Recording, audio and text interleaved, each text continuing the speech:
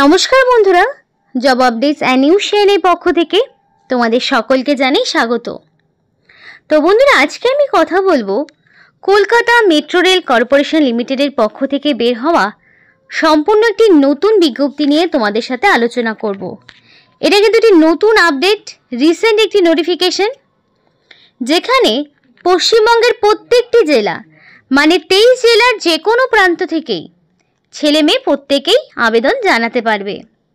কিন্তু অ্যাপ্লিকেশন করার জন্য তোমাদের কোনো রকমের ফিস দিতে হবে না, সম্পূর্ণ বিনামূল্যেই আবেদন জানাতে পারবে রাজ্যের প্রত্যেকটি জেলা থেকে।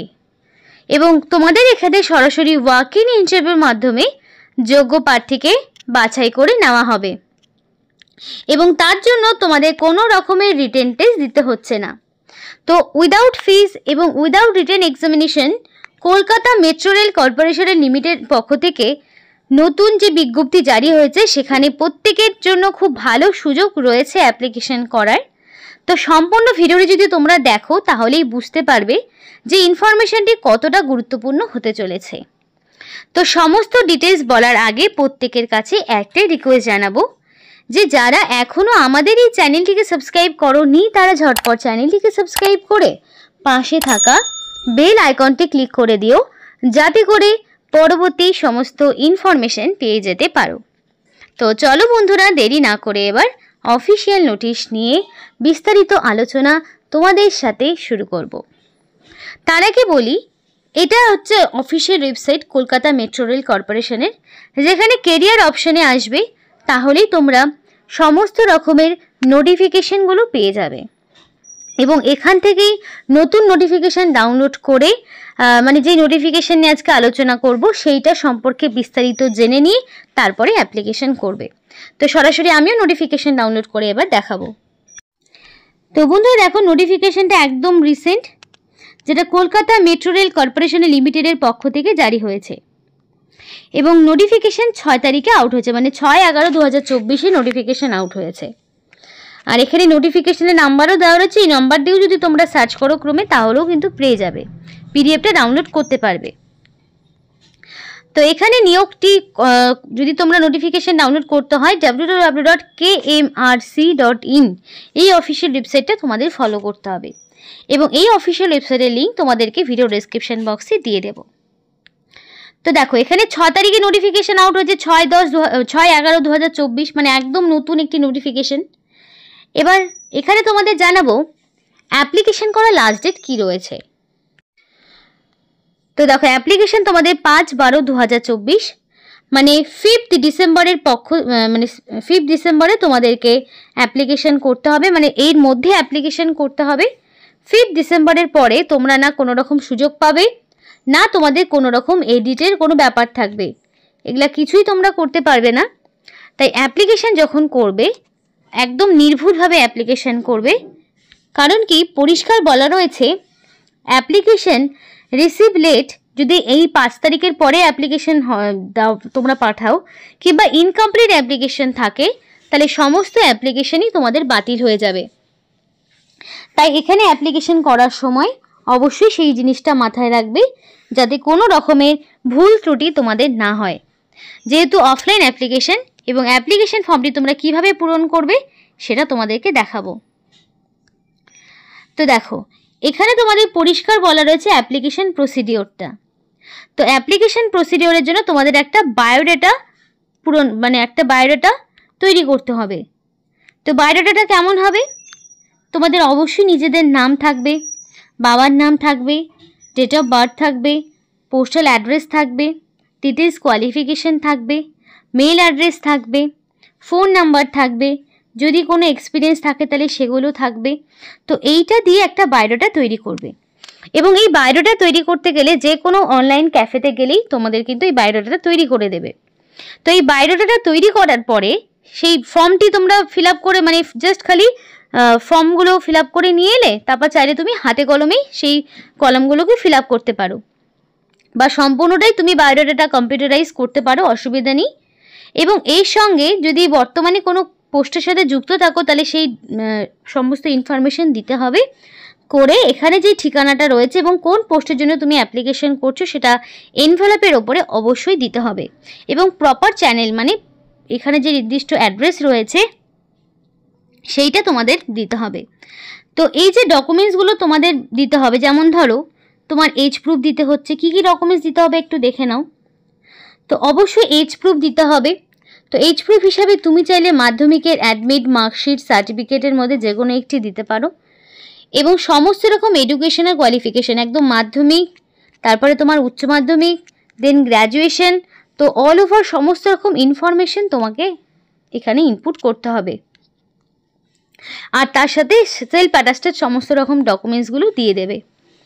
তো এখানে অ্যাপ্লিকেশন করার সময় অবশ্যই ভ্যালিড ফোন নাম্বার এবং মেইল আইডি দিয়ে অ্যাপ্লিকেশন করবে, যাতে করে সিলেকশন প্রসেসের সমস্ত রকম ইনফরমেশন তুমি পেয়ে যেতে পারো।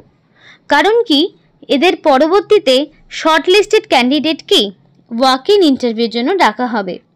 তো এই ওয়াক ইন ইন্টারভিউতে যদি তুমি পার্টিসিপেট করতে চাও, তাহলে দেখা গেল তোমার কোয়ালিফিকেশনের উপর বেস করে তুমি শর্টলিস্টেড হলে, তাহলে কি হবে, সেই ইনফরমেশন তোমাকে মেল অথবা মেসেজের মাধ্যমে জানাবে।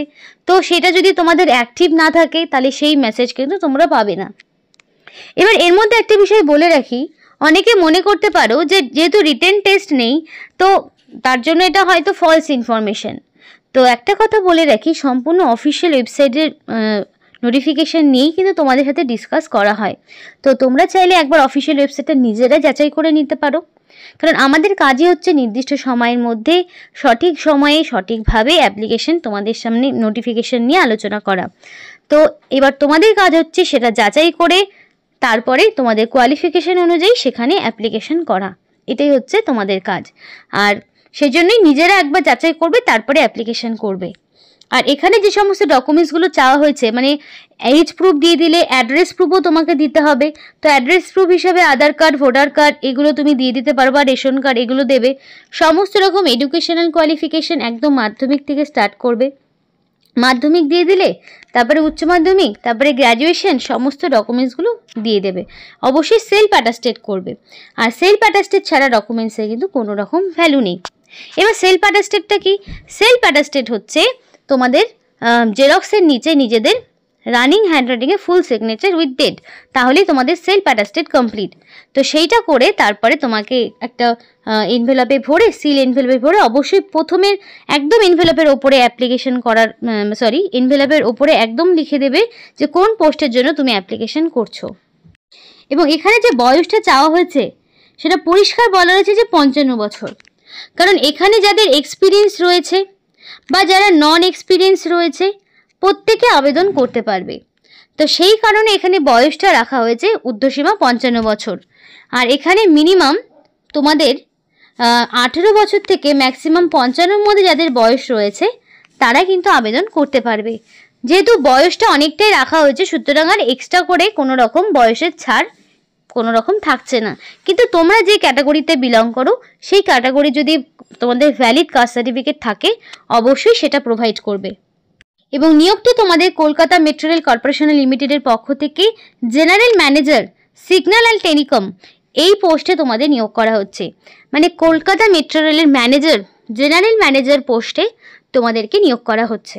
আর এই পোস্টের জন্য অ্যাপ্লিকেশন করতে গেলে তোমার ন্যূনতম লাগবে গ্র্যাজুয়েশন, এবং এই গ্র্যাজুয়েশন সেটা সায়েন্স হতে পারে, কমার্স হতে পারে, আর্টস হতে পারে, যে কোনো ব্যাকগ্রাউন্ড থেকে তুমি যদি মিনিমাম গ্র্যাজুয়েশন করে থাকো তাহলেই তুমি এই পোস্টের জন্য আবেদন জানাতে পারবে।